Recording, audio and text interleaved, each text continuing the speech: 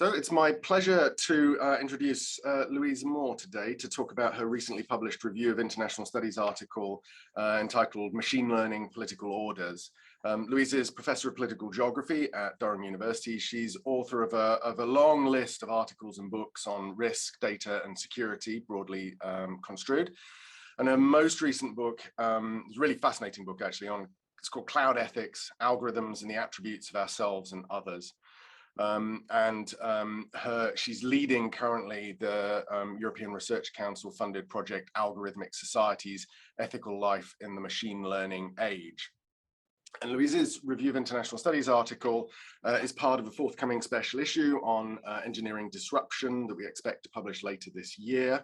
And it examines the politics of machine learning, and she argues, and here I quote, that machine learning is a new epistemic politics, a mode of assembling and ordering knowledge of society that fundamentally transforms how state and society comes to understand itself. And I think really importantly, she shows that machine learning is replacing the decision trees of statistic and probabilistic accounts of how to reach just and ethical outcomes.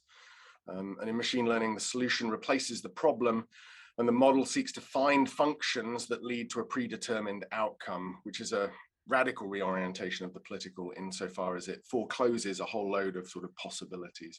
So it's a real pleasure to be able to kind of talk about this with Louise today. And I wanted to just start, Louise, actually with the background to this article. You've published a lot in sort of the area of sort of data, risk, insecurity. I first kind of engaged with your work a while ago on sort of questions of datafication, for example, or questions of the war on terror and risk. But more recently, you've moved to kind of think about machine learning, algorithms, cloud computing, and so on. And I wondered if you could just explain sort of what's the sort of central problem that sparks your interest, and how did you kind of get to this kind of question of machine learning political orders in particular? Thank you, Martin. Thank you so much for inviting me. It's lovely to speak to you about this. And, you know, we were just chatting earlier about how it's 20 years or so since we were both studying and working at Newcastle University and talking about and reading some of these kind of fundamental texts about the political, you know, and there's questions about the nature of the political. And so in terms of thinking about the politics of machine learning, I guess it continues in many ways this curiosity that I have with what the kind of technology of the algorithm is as a political technology. And that is, you know, not only what does it do when it is deployed in spaces that we might already consider to be political? So what happens when it is working in ways that affect the border or change immigration, or if the UNHCR are using it to manage flows of humanitarian aid or refugee response. So how is it that it's come to be formulated in relation as an instrument to politics rather than as itself an arrangement of the political? And this is the kind of curiosity that continues to drive me, like how we would think about the computational practices of machine learning as always already a question of politics and ethics. So in terms of the kind of the thinking for this article, and also for the initial discussions, of course, that we had with, you know, led by Nicole Grove and with Neil and Charmaine, is to kind of think about, and in Nicole's terms, this is a question about design and engineering becoming forms of political intervention. So to kind of think broadly about the algorithm as not merely a sequence of steps, you know, so often defined as a kind of sequence of steps or a kind of recipe that leads to a particular output, but instead to think about it as an already political spatial proposition about the world, and therefore as a kind of ordering device. And of course, you know, this brings us back to those, you know, 20 years ago questions that we would discuss about order and about taxonomy, you know, and reading Foucault, I think we did together, and sort of in the order of things, and to kind of return to some of those fundamental questions that sparked my interest in machine learning, which is what is it as politics? And how is it not only lending a new vocabulary to those who are making decisions in a political sphere, but how is it actually changing the forms of knowledge that can be mobilized in terms of politics? So that's the kind of broad context that continues to kind of drive my interest in these questions that are partly addressed in this paper. Yeah, and I mean, I think that comes through really strongly in the article, is the change from thinking about something just as a political instrument, it's how decision makers make decisions, to thinking about the fact that that it is itself a political technology, and particularly actually one that not many people understand, that can be quite black boxed, and the operations, I think, you know, the way in which you pull out the way in which it operates, I think is really clear. I think one of the questions I would have is sort of, you know, if you could, and this is always a terrible question to ask people about articles they've worked on for sort of, you know, many months, if not years. I mean, what would you say is the kind of, you know, the overarching sort of argument that you want people to sort of take away from the article? You're right, that is the most difficult question, isn't it? It's the one that every PhD student dreads, isn't it? But I suppose it's something that a single line that appears in the article that actually comes from a computer science paper. And that single line is, all existing functions could be approximated by a neural network. So, and this is often the case with me. Sometimes it happens in field work, sometimes it happens listening to a lecture given by a computer scientist or reading one of their papers, is this sense that actually, phrased like that, that could be a question for philosophy, right? Or a question for kind of critical international studies thinking. What does it mean to say that everything could be approximated? You know, in a sense, there's a slippage there between what a computer scientist means by a function, so to find the best function to fit in the model, in the relationship between input data and output data. But of course, there's a very recognizable slippage, I think, into the idea of functions of government or functioning international order. So what happens when you kind of have this resonance space that I'm seeing intensifying between the vocabularies of functions and rules, for example, and features in computer science, and our more kind of readily recognized political ideas about what it means to have a function, or what it means to have a set of rules, or what it means to try to drive towards a desired outcome.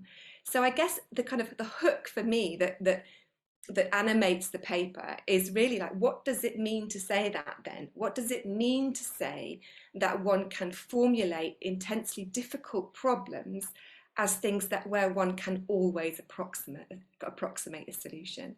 And that's something that I'm really still very interested in. Like, what does it mean when a computer scientist says difficulty or difficult problem? What do they mean? You know, so in the context of something like speech recognition or image recognition or biometrics and facial recognition algorithms, when they say difficulty, they're talking about something very specific about high dimensionality in data. But how readily that becomes a kind of way of thinking about the philosophy and politics of difficulty, which is, you know, how does one approach an intractable political problem? And how does one do so in a way that leaves open potential alternatives, one which does not close down around a solution? So I guess for me, that's the hook of the whole paper. It's really around this question of slippage across computer science orderings and the orderings that we tend to think about in relation to politics, political decision making, and questions of international order. And that's the thing that I guess is still motivating me now to kind of think, you know, around specific aspects of machine learning. So what does it mean to have recognition? What does it mean to extract a set of features? And it's interesting that you said actually that these can appear black boxed, because I think one of the most interesting things for me at the moment is actually how very often the vocabularies that are present in the language of machine learning actually are familiar to us in philosophy, in political science, in IR. You know, they're often questions around bias, questions around attribution, which actually we would readily say, well, then we need to have a conversation about that. But very often the computer scientists doing the machine learning, they're not having that conversation. For them, those are already understood, settled categories, and that all that needs to be resolved is the building of their model. So actually, you know, part of the bigger project is, how do we say these are things that we are already equipped to talk about as both ethical and political issues and questions, and that they actually in some senses are being, I guess, yeah, they're being enrolled into machine learning as unproblematic, settled social categories that we already readily understand their meaning. Yeah, no, I think it's really interesting, and I think one of the things I think, you know, one of the things you kind of point to quite well is the way in which we do have kind of ways of talking about these, but I think when I say we, what I mean is kind of, you know, critical scholars of sort of politics, and there I think that broadly, you know, sort of from political geography through to international relations, possibly haven't started to think about in particular, the epistemic shift that you're pointing to. I mean, I think you trace out quite carefully in the paper the way in which we move from sort of a sort of cybernetic model, thinking about sort of if then else kind of reasoning, you know, and you can see that in the workings of something like the welfare state, for example, or in the working of kind of, you point to sort of the way in which it's in Randy Martin's account of sort of, you know, cybernetic thinking in the Cold War and so on, and the way in which that was a model of politics where it was kind of like, well, okay, let's think about the decision we have to make, let's try and get to a good decision. And actually there's a change, there's an epistemic shift, and thinking about that epistemic shift, I think, is quite important. Can you tell us a bit more about how that impacts the state? How does the state behave differently with a sort of machine learning sort of politics? Yes, I think that it's a difficult question, and it's difficult because of the continuities, discontinuities. So clearly, you know, for me, when we read the kinds of detailed accounts of people like Ian Hacking, you know, carefully tracing a historical relationship between statistical and probabilistic knowledges and the power of the state. I mean, you know, for a very long time, it's been Hacking's work that has inspired so much of my kind of attention to this. And, you know, in my the Politics of Possibility book, you know, I really kind of root that discussion in the kind of question of kind of statistical knowledges. So on the one hand, the kind of legacy of all of that is still with us. You know, of course, it still absolutely matters, the kind of biometry and eugenics that was present in Galton, you know, and Adolphe Quetelet's questions about the average man and how to think about, you know, l'homme typique. Of course, those questions are absolutely still relevant. Many of these machine learning tools remain statistical. They remain a kind of aggregate of fragments of different pieces of, of software and different forms of technology. So it's not a clear and fundamental break. But what I want to say is that this epistemic shift does sort of mirror the shift identified in work a long time ago around probability to possibility, which is a question about how to capture those things that may be so improbable that they don't break the surface in our kind of attention to statistical analysis. They're hidden somewhere in the tails of that kind of notion of a spatiality of the bell curve. How to deal with those things that would not break the surface in probability, but which may be possible.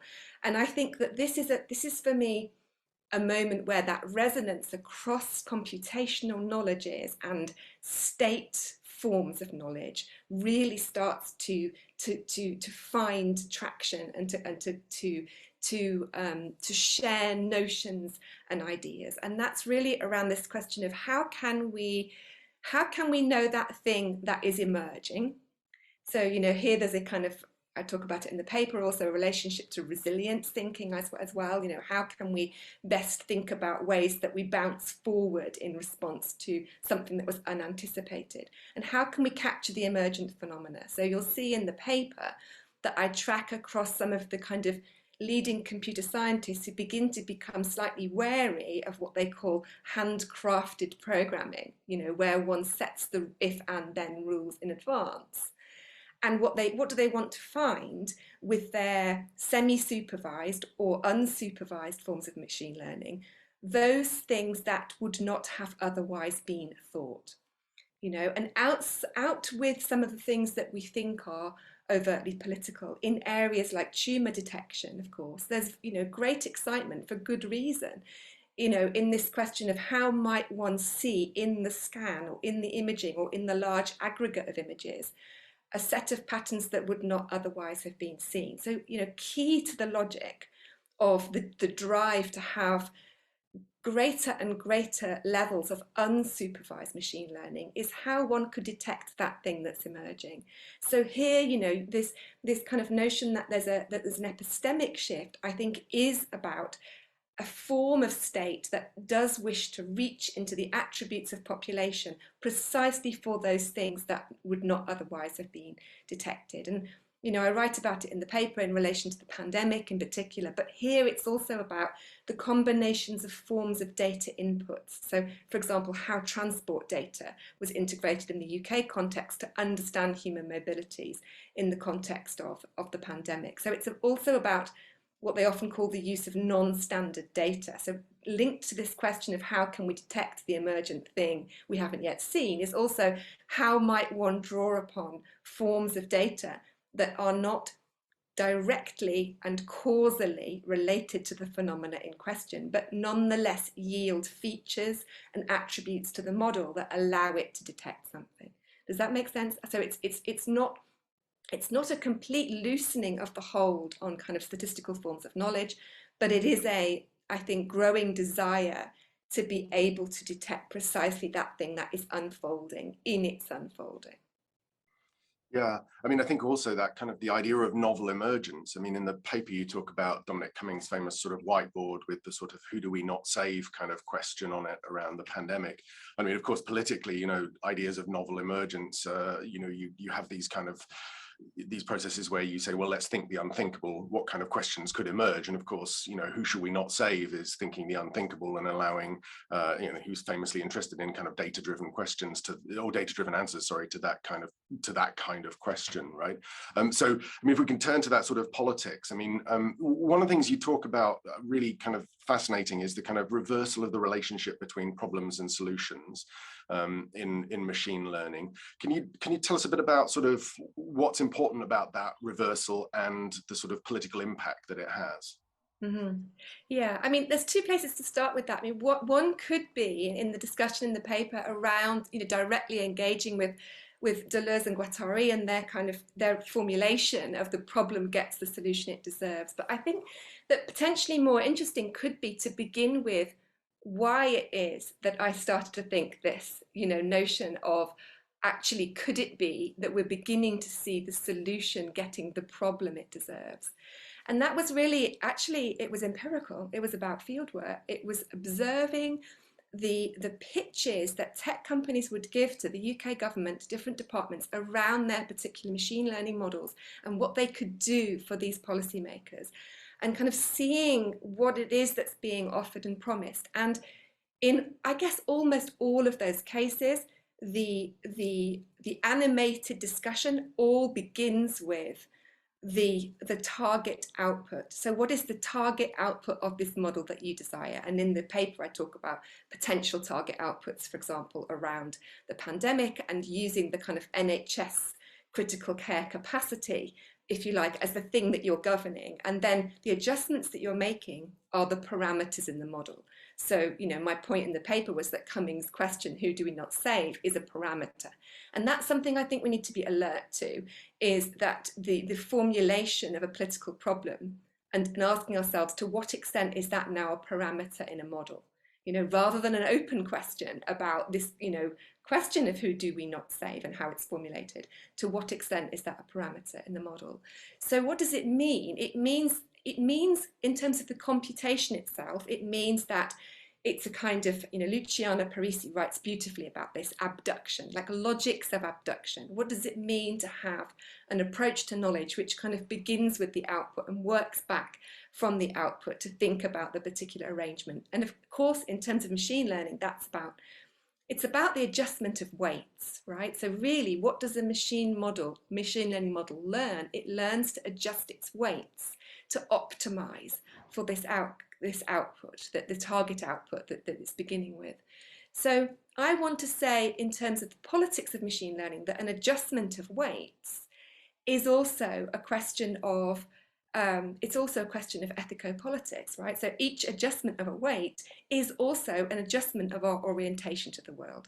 And that question of who do we not save in the context of the pandemic, I talk about it in the paper, it's a deeply racialized outcome in terms of that, what actually happened, frontline workers, Black and minority ethnic populations suffering the greatest harm in at least the first wave, and if not continuing.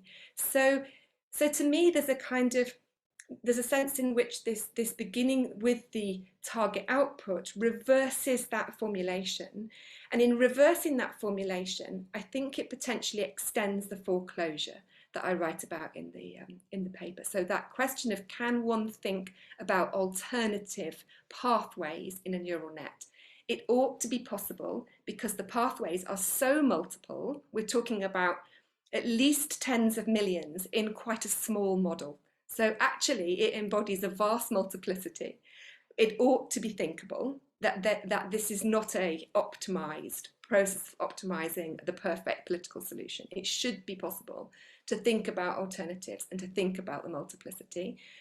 But no, this is actually about a foreclosure in which even the most damaging harms that are caused once the model is deployed are reincorporated into the capacity to adjust the weights. Right? So even the kind of fracturing and breaking and hardship and harm that we see in the failure to manage the pandemic, or in the paper I talk also a little bit about immigration algorithms and the use of visa streaming mechanisms, which, I don't know for sure, but I'm pretty sure that these are intensifying in response to the Ukraine crisis as well. Like, how can we best know that person who arrives who we do not yet see? We can let the model detect those things in this volume of data that we have. So I think that it's not really a direct critique of Foucault in terms of his notion of problematization, but I like to think that potentially it extends some of the work that he did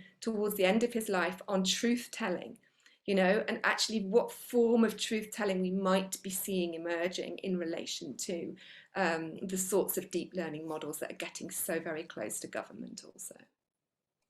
Yeah, no, and I think actually, one of the things I found most interesting about the cloud ethics book was thinking about abductive reasoning, and about how actually, in terms of kind of critical political thinking, often we just don't think about abductive reasoning. We think about inductive and deductive logics, but often we don't think about the role that abductive reasoning plays in sort of coming to political decisions. And you talk there about kind of Foucault, because of course one of our kind of enduring, I think, myths in some senses of political debate, probably going all the way back to something like Socratic dialogue or something like that, is the idea that the future is, the truth is open, and we will, through some sense of of kind of deductive or inductive reasoning, get to a just or an ethical outcome. But your kind of the weight that you put on the solution and an abductive reasoning process back from the solution, I think here kind of really puts that in question, I think in a very kind of significant way.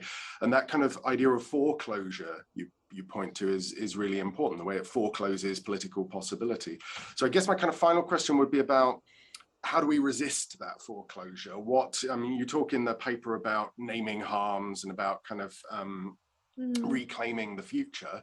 How I've always been interested, even going back to when you were kind of looking at datafication and so on, you're always interested in the kind of the possibilities of resistance. So what can be done in that regard?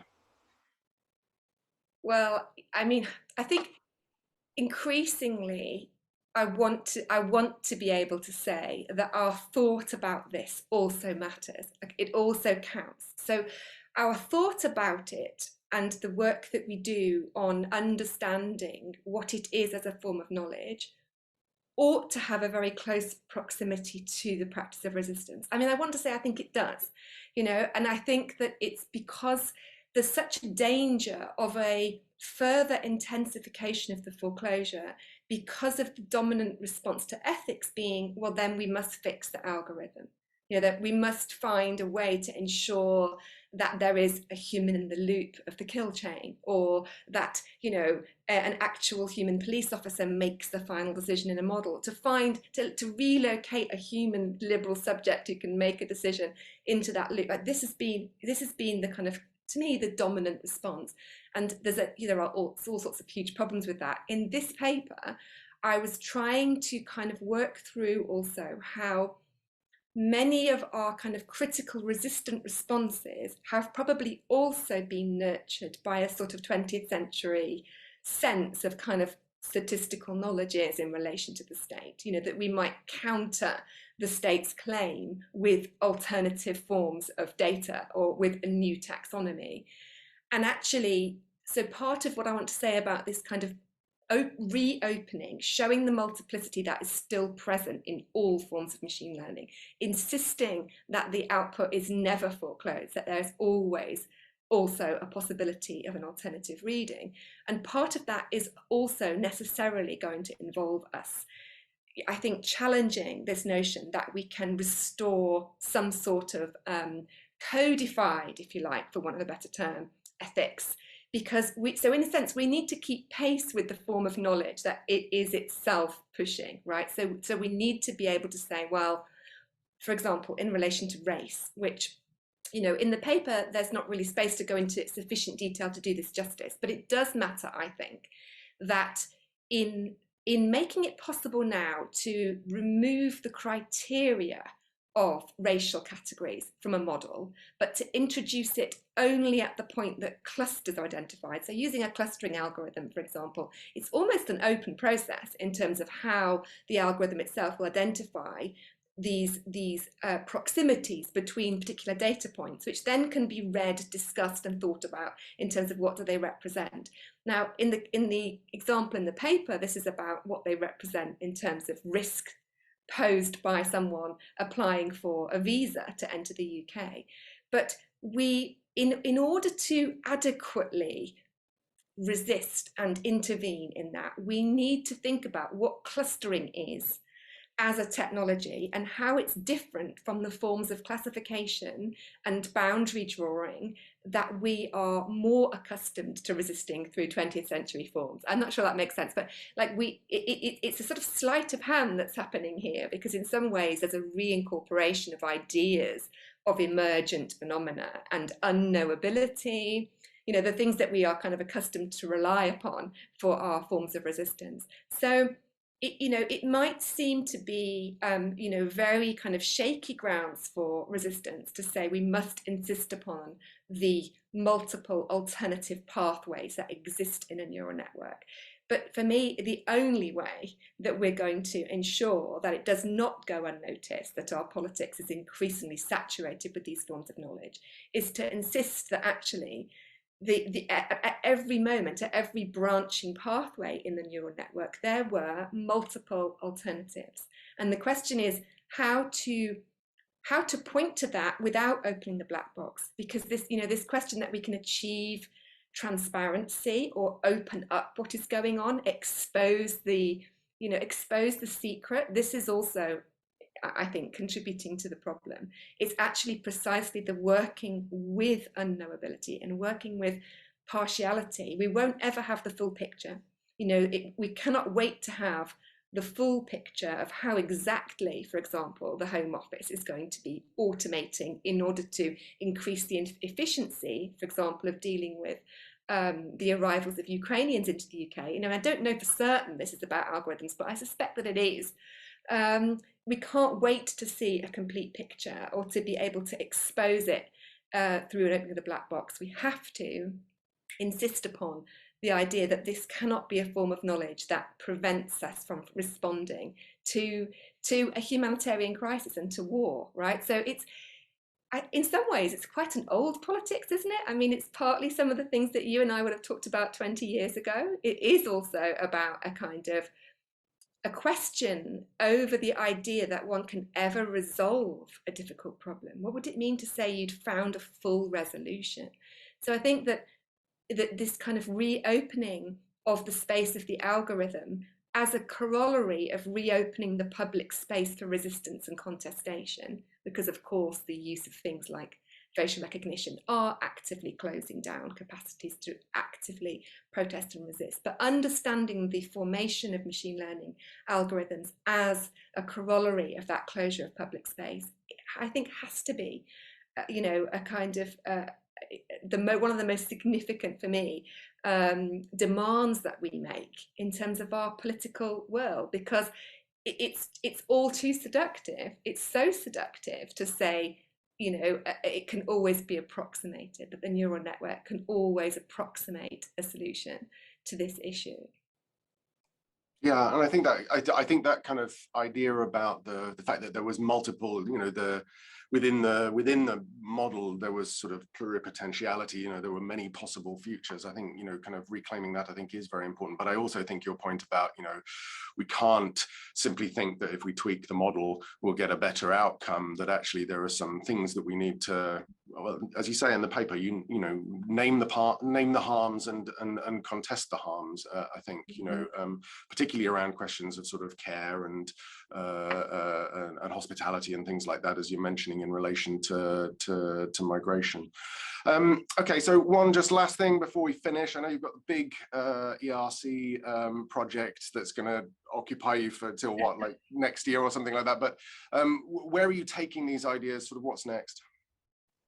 Yes, I'm very lucky. I have till 2025, and I've been really fortunate. I have a really fantastic team. That's been one of the best things about this, really. So Alex Campolo and Ben Jakobsen and Ludovico Rella working on different aspects of how these kinds of machine learning and deep learning technologies are kind of changing our kind of ethico-political ways of thinking, I suppose. And so it's taking us in all kinds of directions, some of them foreseen, some of them unforeseen. And what we're actually working on at the moment is a joint paper about computer science, actually. It's about what does it mean to kind of read and critically engage computer science? And can it mean something different from making it make sense or opening its black boxes? So can it be an encounter with difficulty in itself, which has a kind of ethico-political potential? So I'm really excited about that, and we're having a really yeah, it's been interesting because obviously the pandemic has kind of stalled field work, but I have found that to actually have a really interesting unexpected result, which is that we're doing a lot more reading, thinking, talking to one another and talking to other people, which is that very rare thing, isn't it, these days in our academic lives? So yes, I know how fortunate I am. Thank you, Martin. I've really enjoyed this discussion. There's so many things I want to ask you about now as well.